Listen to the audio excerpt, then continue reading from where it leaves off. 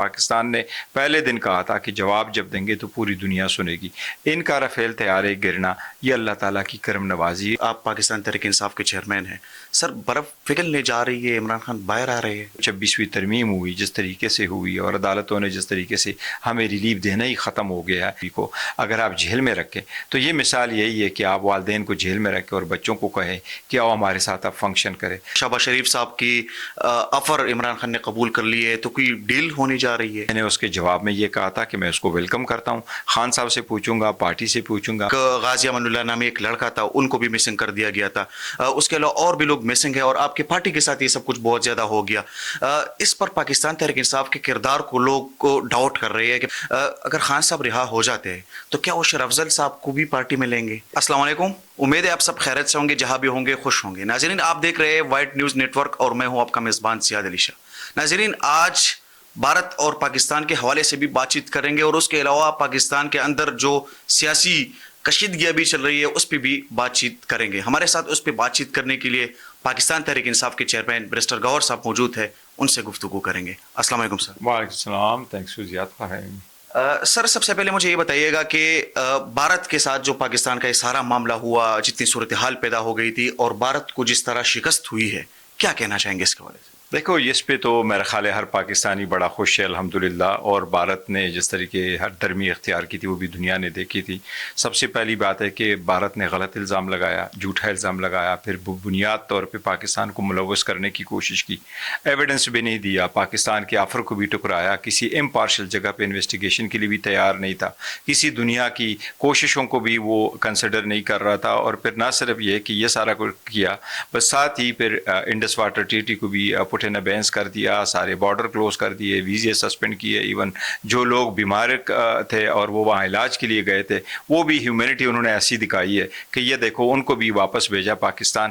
اور پھر پاکستان پہ ایک جنگ مسلط کی، پر اللہ تعالیٰ نے کرم فرمایا، افواج پاکستان نے بڑا زبردست جواب دیا. پہلی نائٹ انڈیا کو منہ کی کہانی پڑی، اور جب ان کے 5 جہاز گرے اور پھر next followed by another one, تو 6-0 سے پاکستان نے جو ان کو شکست دی ہے، میرا خیال ہے ہر پاکستانی فخر محسوس کرتا ہے کہ اپنے سے زیادہ پاورفل ایک ملک کو ہم نے 6-0 سے جو شکست دی ہے، یہ تاریخ یاد رکھے گی اور ہر پاکستانی خوش ہے. اور آج ہم نے یوم تشکر منایا، پورے پاکستان میں ہر پاکستانی نے منایا.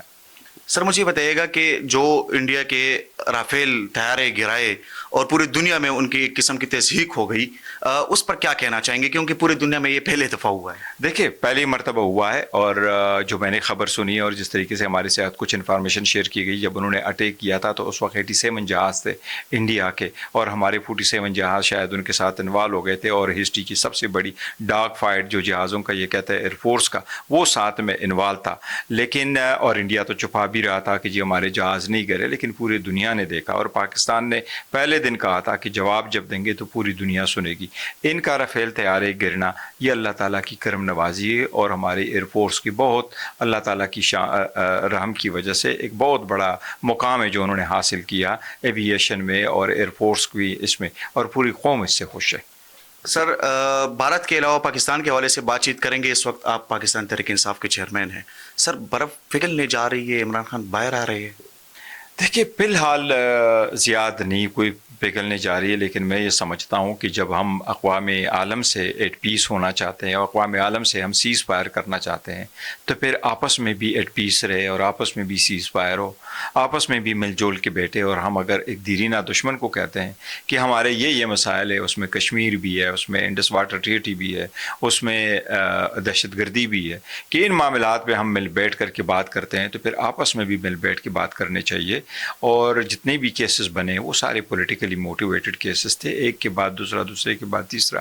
اور اس کے بعد جو 26ویں ترمیم ہوئی جس طریقے سے ہوئی اور عدالتوں نے جس طریقے سے ہمیں ریلیف دینا ہی ختم ہو گیا ہے، تو اس سے میرا خیال ہے بھی پاکستانی لوگ بڑے بدظن ہیں، اور ان کا اعتماد ختم ہو رہا ہے عدلیہ پہ، ان کا اعتماد پورے سسٹم سے اٹھ رہا ہے. اور ہمارا تو کلیم یہی ہے کہ پاکستان تحریک انصاف اس وقت سب سے بڑی پولیٹیکل پارٹی ہے، اور ایک بڑی پولیٹیکل پارٹی کے لیڈر کو، عمران خان صاحب کو اور اس کی مسز بشرا بی بی کو اگر آپ جیل میں رکھیں تو یہ مثال یہی ہے کہ آپ والدین کو جیل میں رکھیں اور بچوں کو کہیں کہ آؤ ہمارے ساتھ آپ فنکشن کریں، تو وہ کب تک آپ کے ساتھ فنکشن مناتے رہیں گے اور کیوں کر مناتے رہیں گے.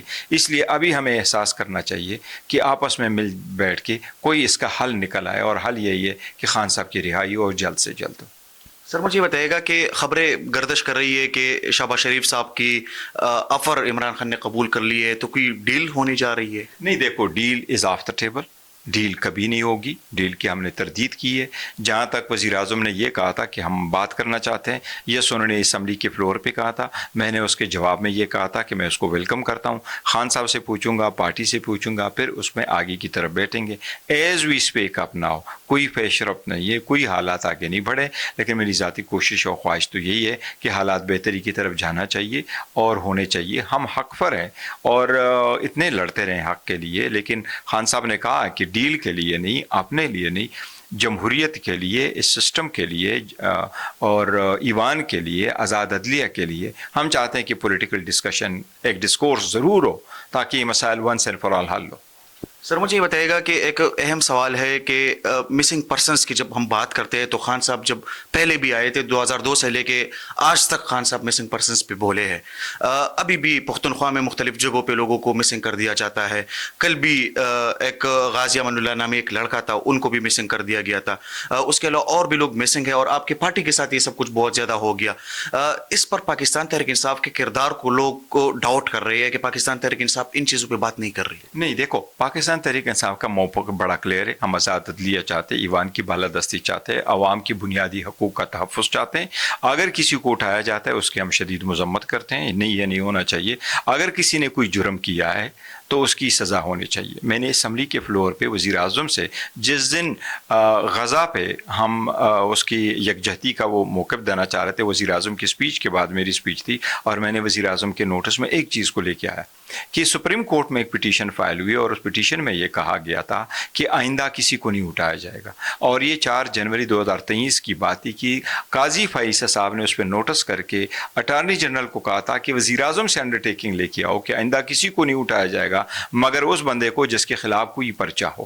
اور وزیر اعظم نے فلور پہ جواب یہ دیا تھا کہ میں اسپیکر کے آفس کو وہ انفارم کر دوں گا۔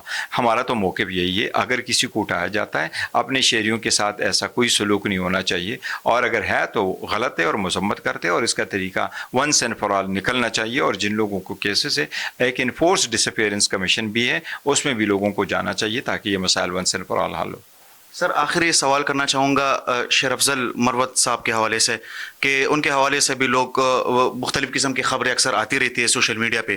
اگر خان صاحب رہا ہو جاتے ہیں تو کیا وہ شیر افضل صاحب کو بھی پارٹی میں لیں گے؟